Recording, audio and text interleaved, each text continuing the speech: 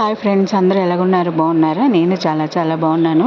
సొరకాయతో ఇలా చెక్కల్లా చేశానండి. చాలా అంటే చాలా టేస్టీగా వచ్చాయి. ఒకసారి మీరు కూడా ట్రై చేయండి. ముందుగా మనం పచ్చెనపప్పుని అరగంట సేపు నానబెట్టుకోవాలండి. తర్వాత ఒక 10 పచ్చిమిరకాయలు, అల్లం ముక్కలు, జీలకర్ర వేసుకొని మిక్సీలో వేసుకోవాలి. కచ్చాపచ్చాగా నూరుకోవాలి. అందులో కొద్దిగా పసుపు, ఉప్పు వేసుకోవాలండి. ఇదిగోండి, ఇలాగా పేస్ట్లా చేసుకోవాలి. తర్వాత సొరకాయను కూడా లోపల పిక్కలన్నీ తీసి ఇలాగ సన్నగా కట్ చేసుకొని సొరకాయ కూడా పేస్ట్లా చేసేయాలండి. ఇదిగోండి, తీసుకున్నాక ఒక బౌల్లో వేసుకొని ఒక కప్పు బియ్యం పిండి వేసుకోవాలండి. అలాగే మనం శనగపప్పు నానబెట్టుకున్నాం కదా, అవి కూడా వేసుకోవాలి. అలాగే ఇందులో నువ్వులు కూడా వేసుకోవచ్చండి. నేనైతే నువ్వులు వేయట్లేదు. తర్వాత మనం పచ్చిమిరకాయల పేస్ట్ కూడా వేసుకోవాలండి.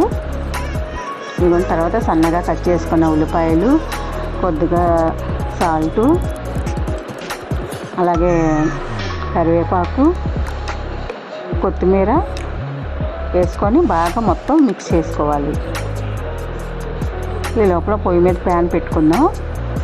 ప్యాన్ బాగా హీట్ ఎక్కాక ఆయిల్ వేసుకోవాలండి. ఆయిల్ బాగా హీట్ ఎక్కాక మనం ఇలాగా ఒక ప్లాస్టిక్ కవర్ తీసుకొని ఆయిల్ రాసుకొని ఇలా చెక్కల్లా చేసుకోవాలండి. ఇదిగోండి, ఇలా ఒత్తుకొని మనం ఆయిల్లో వేసుకోవాలి. చూసారా, ఇలా వేసుకోవాలి. ఇలా కొంచెం ఫ్రై అయ్యిందాక బ్రౌన్ కలర్లో వచ్చినంత వరకు ఫ్రై చేసుకోవాలండి. అలాగైతే బాగుంటుంది. ఎందుకంటే కరకరం అంటుంది. చాలా టేస్టీగా ఉంటాయండి. ఒకసారి ఇలా ట్రై చేసి చూడండి. చాలా అంటే చాలా బాగుంటుంది. పిల్లల స్నాక్స్ కన్నా కూడా బాగుంటుంది.